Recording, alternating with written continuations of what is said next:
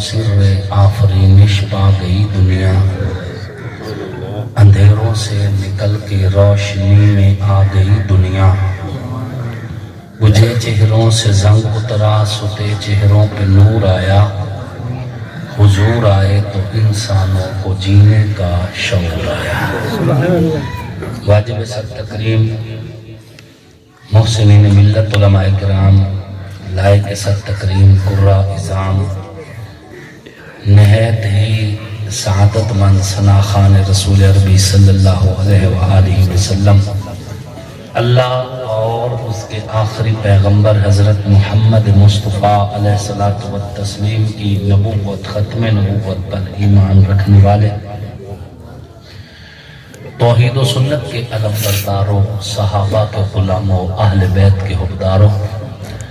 آپ سب لوگ اور ہم ایک دینی، تبلیغی، اصلاحی، نورانی، روحانی محفل میں اکٹھے ہیں، جس محفل کو اظہار تشکر کے لیے، شکرانے کے لیے، اللہ رب العزت کا شکر ادا کرنے کے لیے منعقد کیا گیا ہے۔ اللہ رب العزت حافظ محمد حسنین صاحب کو قرآن کی دولت دنیا آخرت میں نصیب فرمائے۔ یہ قرآن جو اللہ نے ان کے سینے میں رکھا ہے، یہ قرآن ان کے لیے دنیا کی عزت کا سبب بھی بنے اور آخرت کی عزت کا سبب بھی بنے۔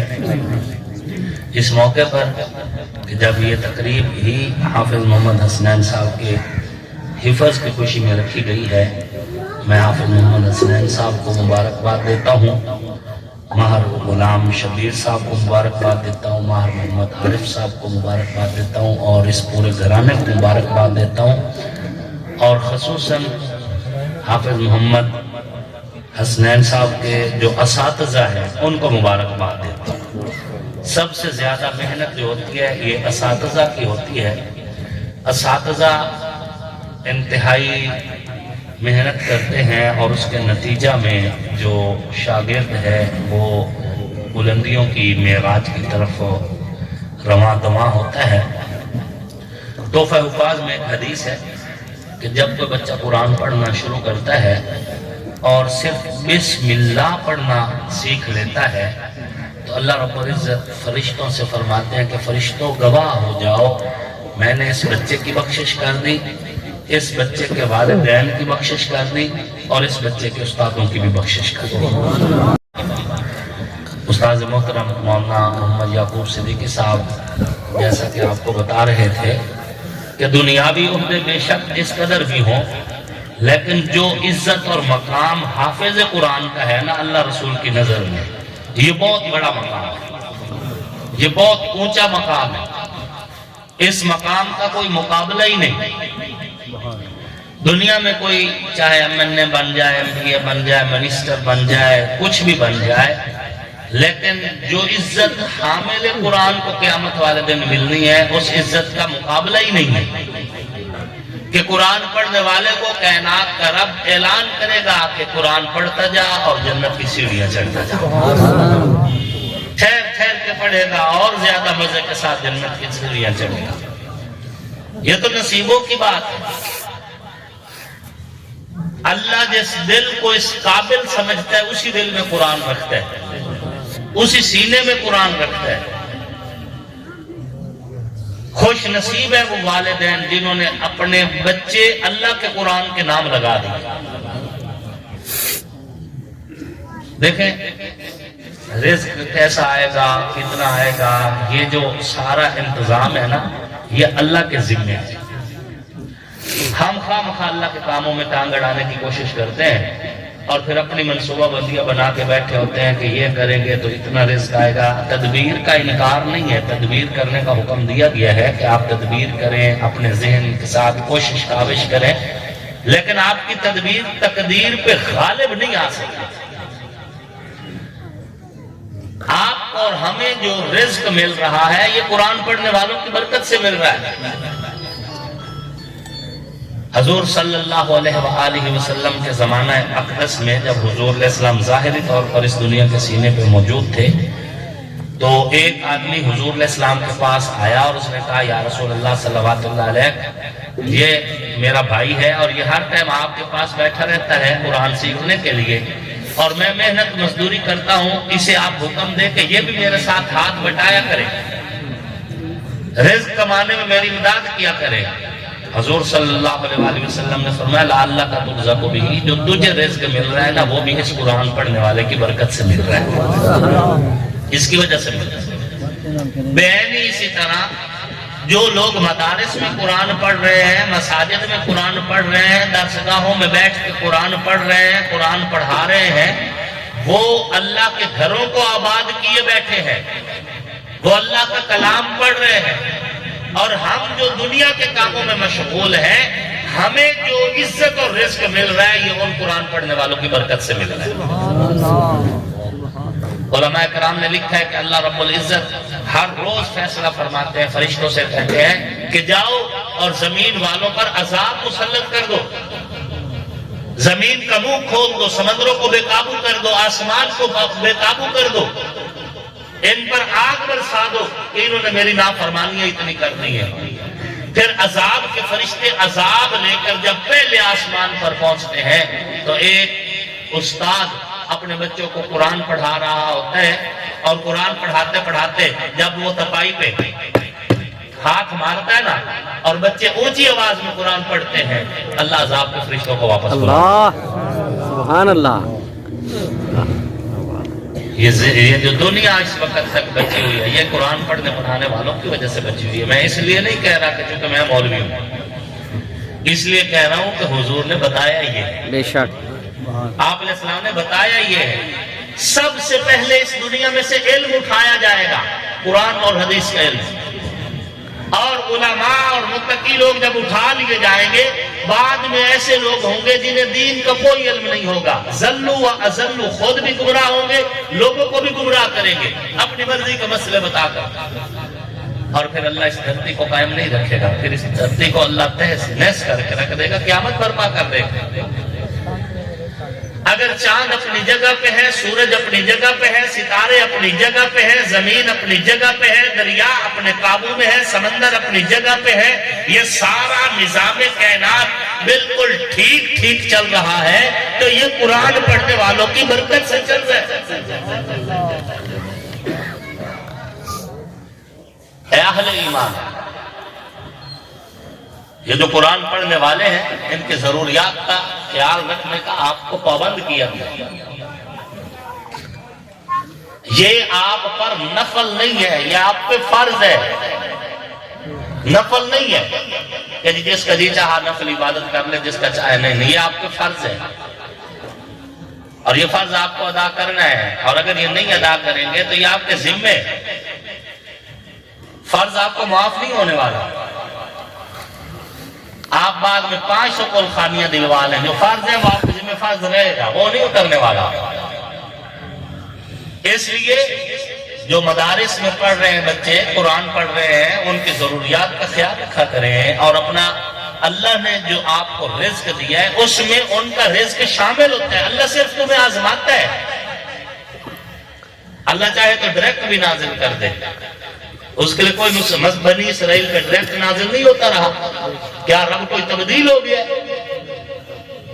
رب آج بھی قادر ہے، رب آج بھی قادر اور قدیر ہے، وہ بغیر واسطے کے، بغیر وسیلے کے، بغیر کسی چیز کے چاہے تو رزق ڈائریکٹ نازل کر دے، رب آج بھی وہی ہے۔ بنی اسرائیل پہ جس نے من و سلوہ نازل کیا، رب آج بھی وہی ہے، جس نے بی بی مریم کو بغیر واسطے کے بے موسم پھلوں سے نوازا،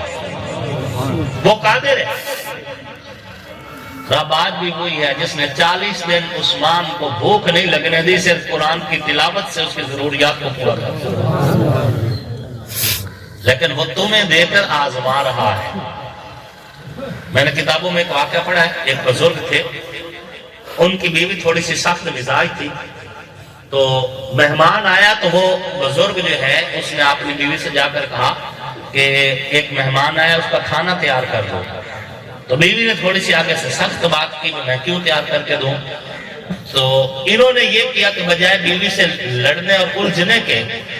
ساتھ ہمسایوں کو کہہ دیا کہ میرا مہمان آیا تو آپ مہربانی کر کے نا میرے مہمان کے لیے کھانا تو پکا کے دیں۔ انہوں نے خوشی خوشی کہا جی ٹھیک ہے ہم پکا دیتے ہیں۔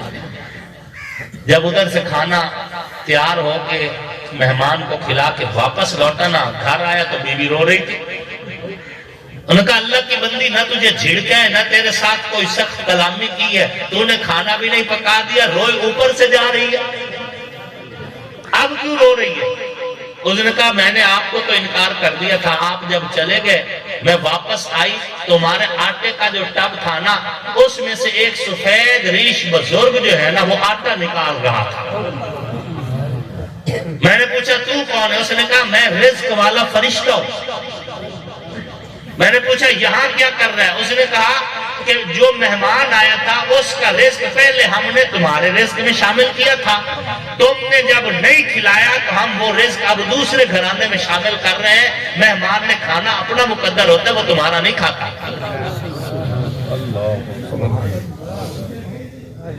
سامعین محترم، آپ مہمانان رسول کو جو دے رہے ہیں وہ تمہارا ہوتا ہی نہیں ہے، ان کا رزق ہوتا ہے، تمہارے رزق میں شامل کیا جاتا ہے صرف تمہیں امتحان میں ڈالنے کے لیے کہ کون کون ہے جو اس امتحان میں سے پاس ہوتا ہے۔ تو خوش نصیب ہے وہ جو عشر نکالتے ہیں،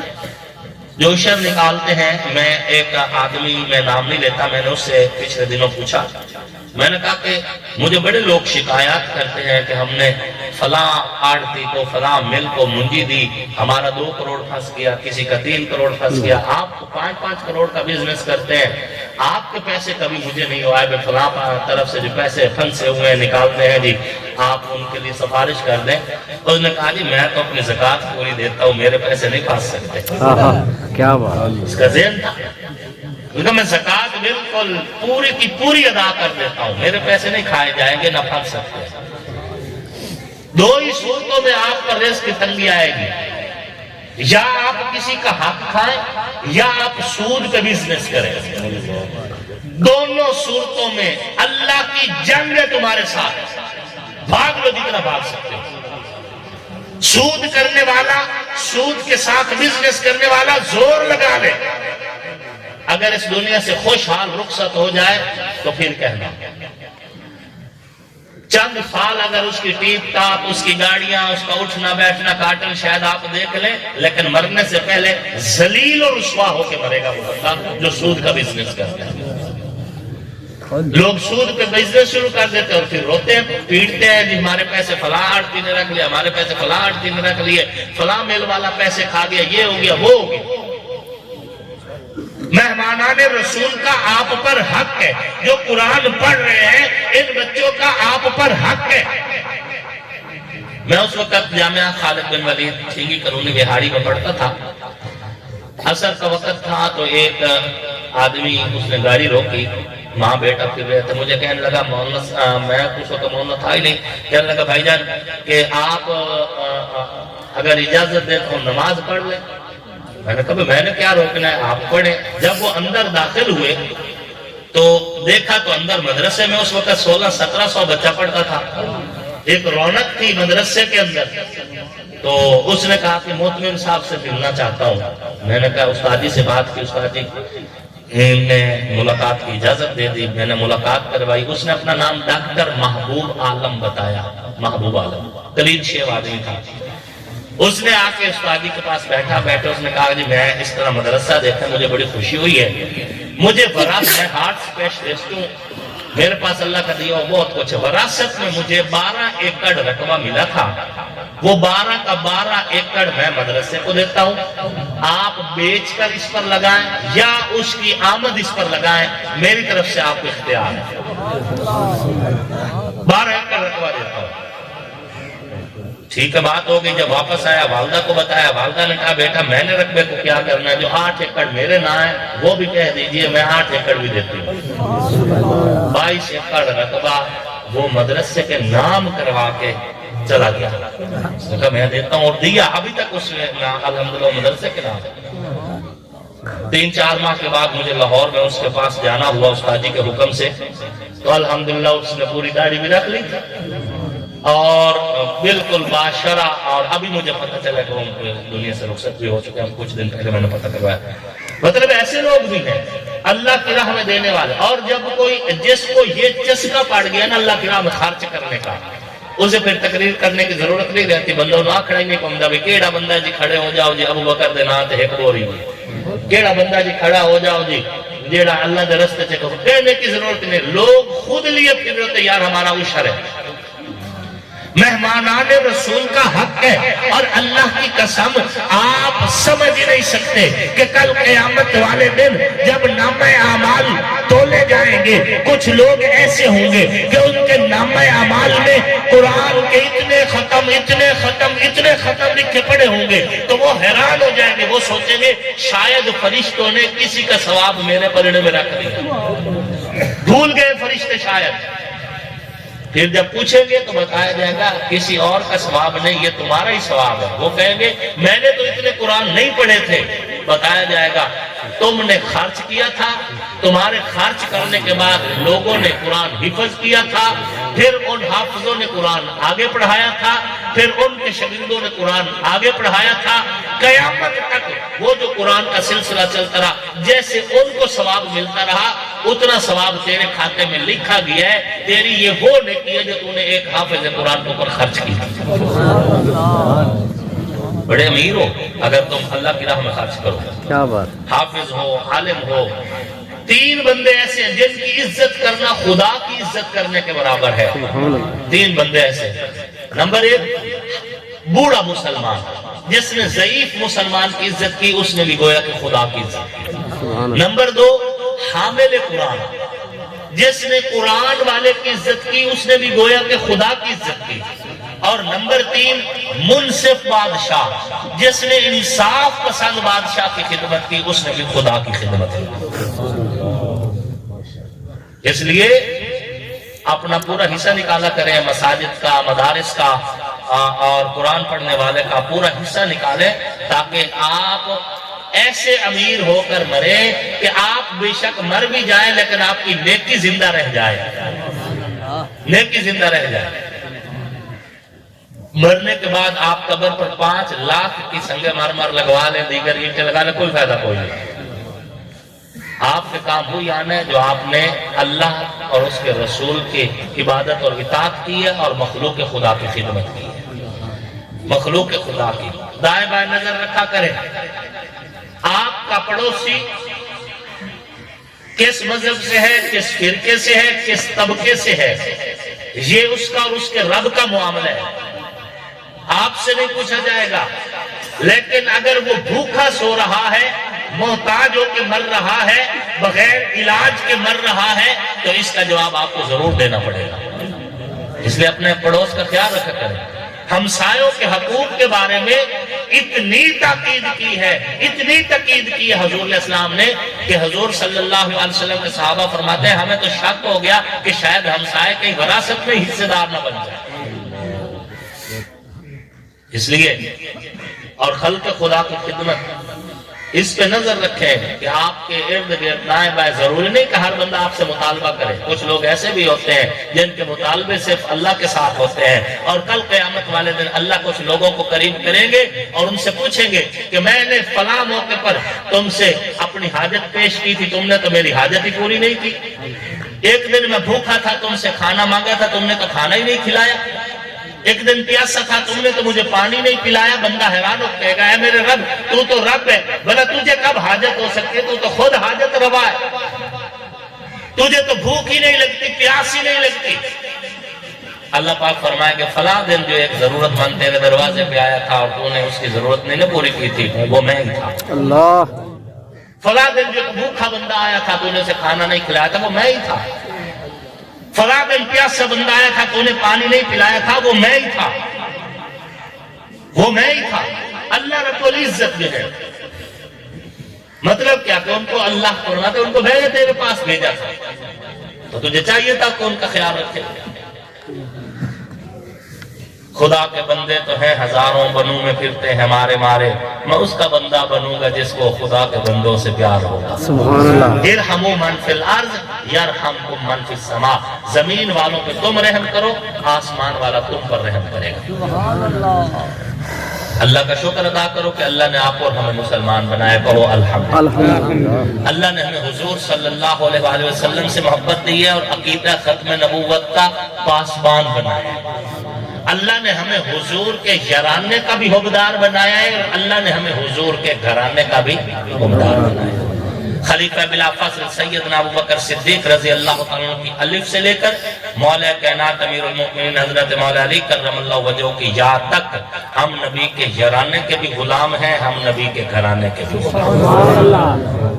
ہماری عقیدتیں، ہماری محبتیں، ہماری الفتیں، ہمارے نظریے، ہماری سوچ، ہمارے افکار، ہماری اقدار، ہماری سوچ اور ہمارا نظریہ سارا نبی کی ہر نسبت کو سلام پیش کرتا ہے، اس لیے کہ ان کو عزت نبی کی نسبت کی وجہ سے ملی، سبحان اللہ، اور ہم ہر نسبت نبی کو سلام عقیدت پیش کرتے ہیں، وہ چاہے نبی علیہ السلام کے صحابہ ہوں یا پھر صحابہ میں سے وہ صحابہ جو اہل بیت بھی ہیں، ہر نسبت رسول کو ہم سلام عقیدت پیش کرتے ہیں۔ وقت نہیں ہے اس لیے میں اپنی گفتگو کو سمیٹتا ہوں، زندگی رہی تو گفتگو کے موقع ملتے رہیں گے۔ مار محمد عارف صاحب مجھے فرما رہے تھے کہ آپ تھوڑی سی سیاسی گفتگو بھی کر لیجئے گا، تو انشاءاللہ العزیز سیاسی گفتگو کے بھی بڑے مواقع پڑے ہیں، اللہ نے حلقہ بنا دیا ہے، دل مل گئے ہیں، حلقہ مل گیا ہے، بڑے موقع پڑے ہیں۔ ہم انشاءاللہ العزیز آپ کے ساتھ ہیں، آپ ہمارے ساتھ ہیں، دکھ بھی سانجھے سکھ بھی سانجھے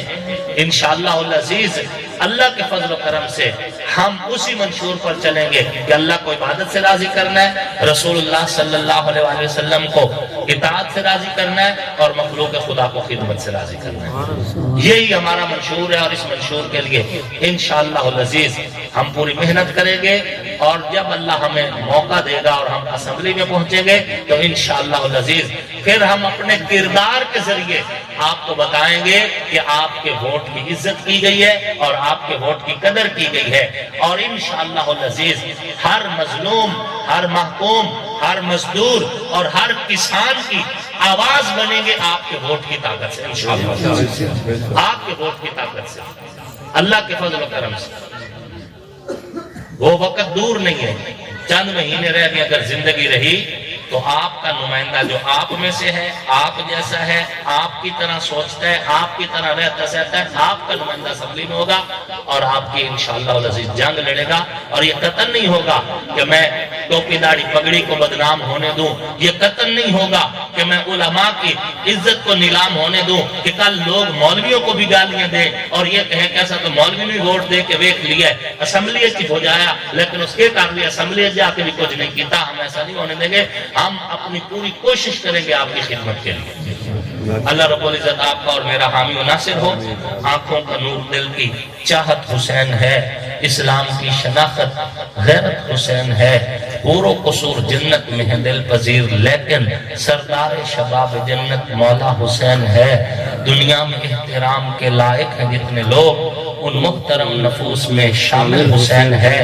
جس نے زبان چوسی محبوب کبریا کی، وہ خوش نصیب کامل مرشد حسین ہے۔ قاتل حسین پر ہے لعنت خدا کی آج تک، اور میری زبان پہ آج بھی واہ واہ حسین ہے۔ کافر مرے جو کرتا ہو نفرت حسین سے، آصف میرا تو مذہب عقیدہ حسین ہے۔ وما علینا